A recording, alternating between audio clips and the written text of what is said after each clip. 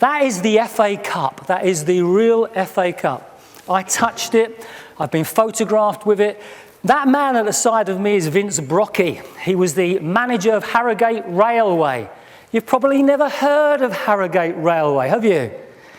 I was the chairman of Harrogate Railway. I took over the club in 2007. In 2006, they had an awful year. They were struggling, demotivated, and I took over the club. And Vince Brockie played for Leeds United, and he's one of the greatest people that I've ever met. He's so passionate about the game. I've seen him chase a referee 40 yards across the pitch, and his eyes were saying, "I'm going to kill you." And I had to calm him down because I actually teach leadership. And that's the team. Now, the record that we hold in Harrogate Railway, when I was the chairman, is that we are the lowest ranked team in the whole of the UK and the whole of the history of the FA Cup to get to the second round proper and be on television for match of the day for 2 hours. And how did we achieve that?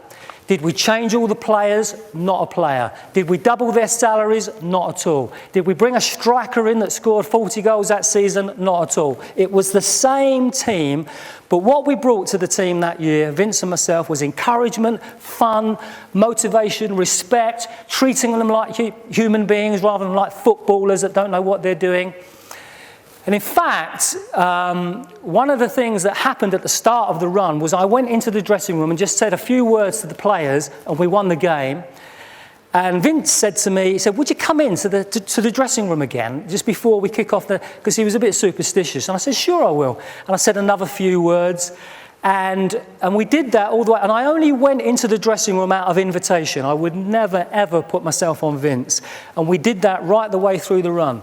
We played 8 games to get to the second round proper of the FA Cup. The team that wins it this year will only play 6 to win the trophy.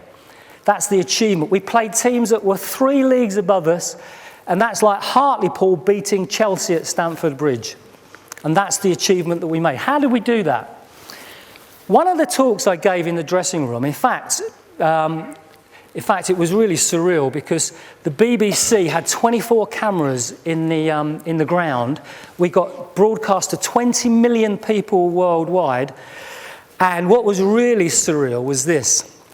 We were on for 2 hours, Sunday the 3rd of December in 2007, and they took EastEnders off of the telly, the omnibus edition, to put Harrogate Railway on for 2 hours.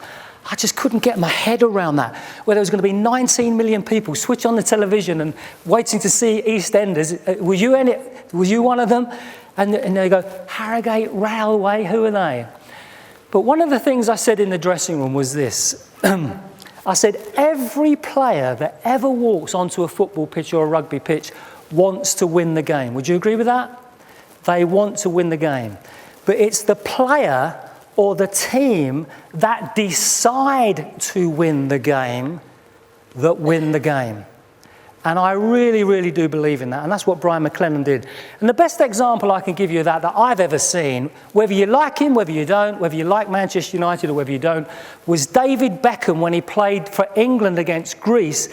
And it was the last 20 minutes, and you saw that man, and this is a Sunday Times analyst saying this, his body defy physics. He did something on that pitch that no other player was prepared to do or could do. And it wasn't technical ability, it was a decision that he was going to win that game.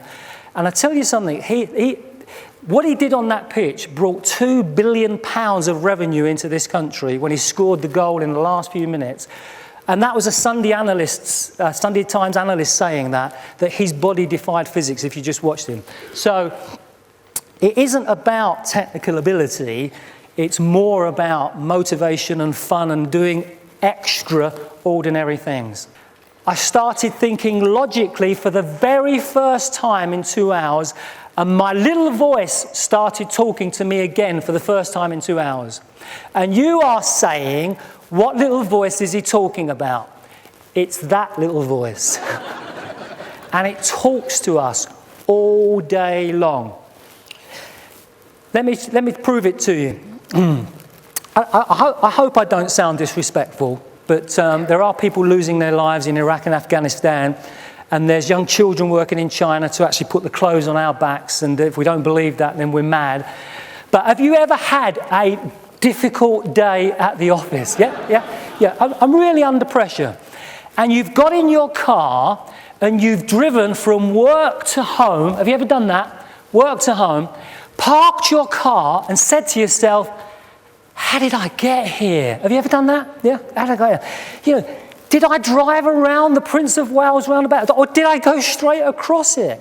Did I stop at any red lights? Or did I have an accident on the way? Did I kill anybody? We honestly don't know. Well, let me tell you what happened. We did have a difficult day at the office, and we are under pressure. So we get in the car and we have to look ahead. We have to negotiate the roundabout, stop at the red light, go through the green.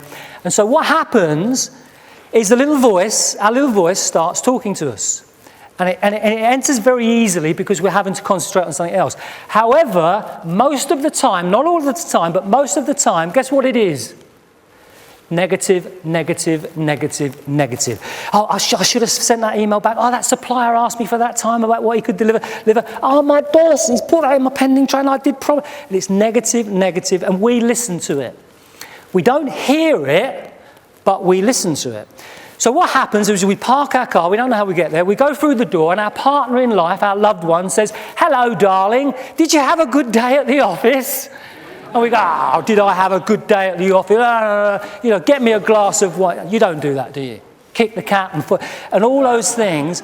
And we did it to ourselves. It wasn't the government, it wasn't our bank manager, it wasn't our best customer. We did it all alone. Have you? Now I've said that, some of you will be driving home tomorrow and you will snap out of it. That's the way our subconscious works. And you think, I'm just dragging myself down, And that's the way it works. In 1979, on the steps of the Holiday Inn at Langley, just outside Heathrow, when my voice started talking to me again for the first time in 2 hours, I was very fortunate. Because what my voice said to me was, Rob Northfield, that will never happen to you again. And so I did something about it. Values. Yeah, have you ever heard of values? And I said, yeah, my company's got values. I have values. And I thought to myself, well, yeah, that's right. But what are our values? Integrity, loyalty, respect. And whenever I sit a senior person down and say, tell me your values, and they go to me, respect, loyalty, integrity. And I say to them, and there lies the problem. And they go, what do you mean? I said, they're gimmies. They are gimmies. And they say, what do you mean they're gimmies? I say, look, what's a gimme? Any golfers in the audience? Gimme. A gimme is what? It's a putt about, you're playing your biggest customer in the world, yeah? And the ball's about that much from the hole, and you say, oh, you don't have to hit that, that's a gimme. Anybody could get that. If it's your biggest customer in the world, that's a gimme, isn't it? Well, you can have that, I expect loyalty, I expect honesty, I expect understanding. They're gimmies. Do you love your family? Yeah. Do you care about your family? Yeah. So why do you have a go at them when you walk through the door most evenings? You need to find something. So that's what I did. What I did is I wrote my family values. And I decided to hang them on the wall in my house. And I tell you, it was strange. Because I then said to my family, measure me by my values. And my son over there is Darren. The story about a few years ago, he comes in when they was hung up. Judy, I got home of the night. Judy said to me, Darren came in and said, what's that? He said, Judy said, it's your dad's family values. And apparently Darren went, yeah, he's good at that, he's good at that, he's good. Not so sure about that one, which is great, isn't it? Absolutely fantastic. That's the way it should work. Be measured by who you want to be. In 1990, I was described by a shop steward to a convener as, this is Rob Northfield, we call him the Incredible Hulk. So I said, what do you mean? You won't like him when he gets angry. And that's who I was, but it's not who I was. I can get very angry, I can get very determined, I can get driven like Claire and Christina, but that's not who I want to be. And I think if you have values, it doesn't take away from your strengths.